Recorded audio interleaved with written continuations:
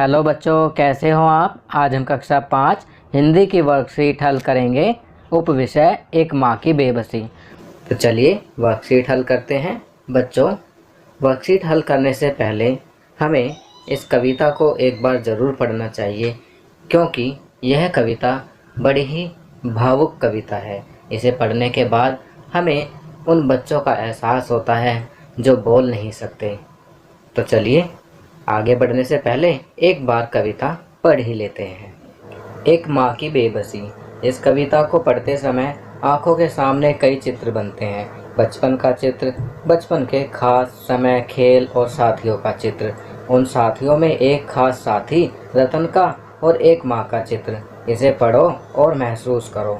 कविता धीरे धीरे पढ़ने की चीज़ है, उसे मन में उतरने में काफ़ी समय लगता है।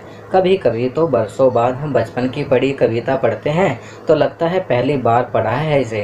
कविता पढ़ने के बाद मन के किसी कोने में घर बना लेती है, किसी मौके पर वह उभर आती है। चलिए आगे बढ़ते हैं।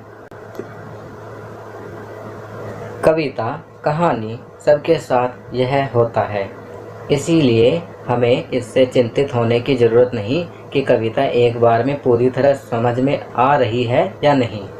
अगर उससे सिर्फ एक चित्र ही उभरता है तो भी कविता कामयाब है। चलिए आगे बढ़ते हैं। न जाने किस अदृश्य पड़ोस से निकलकर आता था वह खेलने हमारे साथ। रतन जो बोल नहीं सकता था खेलता था हमारे साथ। एक टूटे खिलौने की तरह, देखने में हम बच्चों की ही तरह था वह भी एक बच्चा, लेकिन हम बच्चों के लिए अजूबा था, क्योंकि हमसे भिन्न था। थोड़ा घबराते भी थे हम उससे, क्योंकि समझ नहीं पाते थे उसकी घबराहटों को, न इशारों में कही उसकी बातों को, न उसकी भयभीत आँखों में हर समय दिखती उसके अंदर की छटपटाहटों को। जितनी देर वह रहता पास बैठी उसकी माँ निहारती रहती उसका खेलना। अब जैसे जैसे कुछ बेहतर समझने लगा हूँ, उनकी भाषा जो बोल नहीं पाते हैं, याद आती है रतन से अधिक उसकी माँ की आंखों में झलकती उसकी बेबसी। तो बच्चों, यह कविता कुंवर नारायण जी ने लिखी है।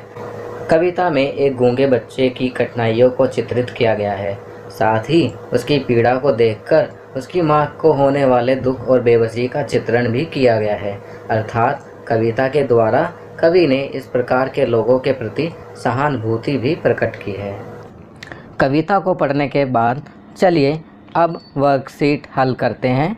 बच्चों, इस कविता को पढ़ने के बाद अब इस वर्कशीट को करना आपके लिए बड़ा ही आसान हो जाएगा। प्रश्न 1 करते हैं। रिक्त स्थानों की पूर्ति कीजिए। चिंतित, कामयाब, आँखों, मन, धीरे धीरे, ये कुछ शब्द दिए हुए हैं, हमें इन्हें रिक्त स्थानों में सही जगह भरना है। तो चलिए पहला करते हैं। कविता को पढ़ते समय डैश के सामने कई चित्र बनते हैं, तो यहाँ हम लिखेंगे आँखों। दूसरा, कविता डैश पढ़ने की चीज़ है, तो यहाँ पर लिखेंगे धीरे धीरे। कविता धीरे धीरे पढ़ने की चीज़ है। तीसरा, कविता पढ़ने के बाद डैश के किसी कोने में घर बना लेती है, तो यहाँ हम लिखेंगे मन। चौथा, इसमें डैश होने की ज़रूरत नहीं कि कविता एक बार में समझ आ रही है या नहीं, तो यहाँ हम लिखेंगे चिंतित। पांचवा, अगर कविता पढ़कर एक चित्र मन में उभरता है तो भी कविता डैश है, तो यहाँ हम लिखेंगे कामयाब। अगर कविता पढ़कर एक चित्र मन में उभरता है तो भी कविता कामयाब है। चलिए अगला प्रश्न करते हैं। प्रश्न 2, निम्नलिखित पंक्तियों को पूरा कीजिए। यहाँ पर कुछ पंक्तियाँ दी हुई हैं। पास बैठी उसकी माँ, झलकती उसकी बेबसी, खेलने हमारे साथ, था वह भी एक बच्चा, क्योंकि हमसे भिन्न था। ये हमें किस पंक्ति के बाद आएंगी लिखना है। अगर आपने कविता को ध्यानपूर्वक पढ़ा है तो आप बड़े ही आसानी से नीचे दी गई पंक्तियों को पूरा कर सकेंगे। चलिए करते हैं। पहला, निकल कर आता था वह, तो इसके आगे की पंक्ति होगी खेलने हमारे साथ।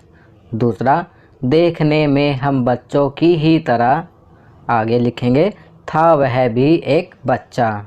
तीसरा, लेकिन हम बच्चों के लिए अजूबा था, तो इसके आगे की पंक्ति होगी क्योंकि हमसे भिन्न था। चौथा, जितनी देर वह रहता, तो आगे की पंक्ति होगी, पास बैठी उसकी माँ निहारती रहती उसका खेलना। पांचवा, उसकी माँ की आँखों में, तो इसके आगे की पंक्ति लिखेंगे, झलकती उसकी बेबसी। तो बच्चों, देखा आपने, कविता पढ़ने के बाद इन पंक्तियों को पूरा करना हमारे लिए कितना आसान हो गया है। चलिए आगे बढ़ते हैं। प्रश्न 3, निम्नलिखित प्रश्नों के उत्तर दीजिए। पहला, रतन कहाँ से निकल कर आता था? तो इसका उत्तर लिखेंगे, अदृश्य पड़ोस से। रतन अदृश्य पड़ोस से निकल कर आता था। दूसरा, रतन अपनी बातों को बिन बोले कैसे समझाता था? तो इसका उत्तर लिखेंगे, इशारों से।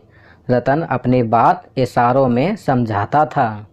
तीसरा, रतन का खेलना कौन निहारता था? तो यहाँ पर लिखेंगे, उसकी माँ। चलिए आगे बढ़ते हैं।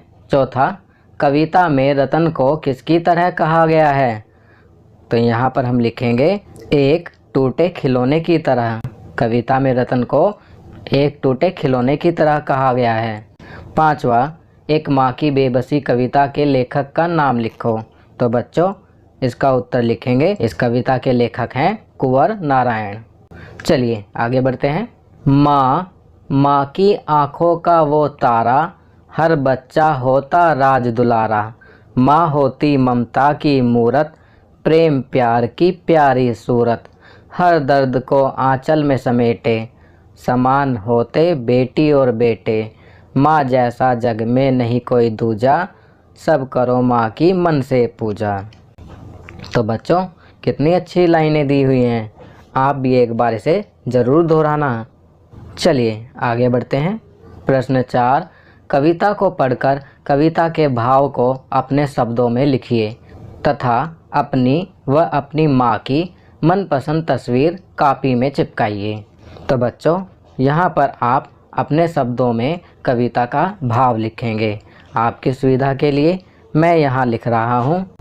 इस कविता में एक गूंगे बच्चे की कठिनाइयों को चित्रित किया गया है, साथ ही उसकी पीड़ा को देखकर उसकी माँ को होने वाले दुख और बेबसी का चित्रण भी किया गया है।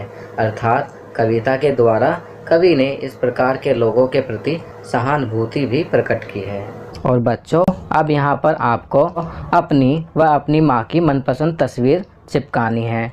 तो यह कार्य आप स्वयं करेंगे। आप अपनी और अपनी माँ की मनपसंद तस्वीर कॉपी में चिपकाएंगे।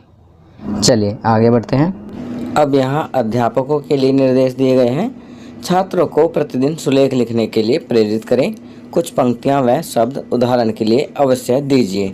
छात्र पाठ्यपुस्तक को पढ़ें व नए शब्दों का अभ्यास करें।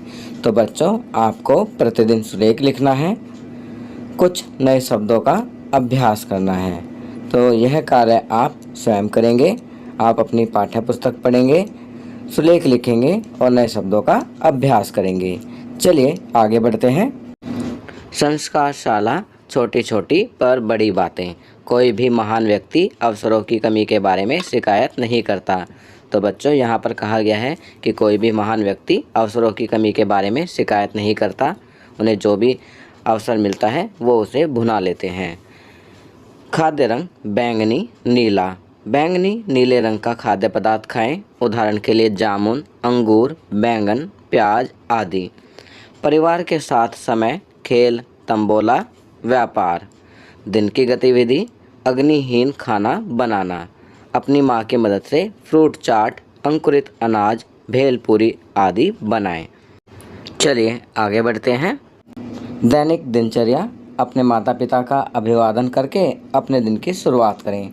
अपने दांतों को दिन में 2 बार ब्रश करें। प्रतिदिन स्नान करें, खूब पानी पिएं और संतुलित आहार लें। अपने चेहरे को छूने से बचें। अपने हाथों को बार बार धोएं। अपना गृह कार्य समय पर पूरा करें। तो बच्चों, ये कुछ अच्छी आदतें हैं जिन्हें आपको अपनी दैनिक दिनचर्या में शामिल करना चाहिए। चलिए आगे बढ़ते हैं। भारत की स्वतंत्रता के 75वें वर्ष के अवसर पर की जाने वाली गतिविधि। राष्ट्रीय ध्वज के 3 रंगों से जन गण मन लिखिए। तो बच्चों, यहाँ पर भारत की स्वतंत्रता के 75वें वर्ष के अवसर पर जो गतिविधि की जाएगी उसमें आप राष्ट्र ध्वज के 3 रंगों से जन गण मन अर्थात हमारा राष्ट्रगान 3 रंगों से लिखेंगे। ऊपरी हिस्सा केसरिया, बीच का हिस्सा सफ़ेद और नीचे का हिस्सा हरा कलर करके आप जनगण मन लिखेंगे। तो बच्चों, ये वर्कशीट यहाँ कंप्लीट होती है। अगर ये वीडियो आपको अच्छी लगी तो इसे लाइक एंड शेयर ज़रूर करें। अन्य विषयों पर बने हमारे लेटेस्ट वीडियोस को देखने के लिए चैनल को सब्सक्राइब करना ना भूलें और देखते रहिए हमारा channel knowledge kingdom. Thank you.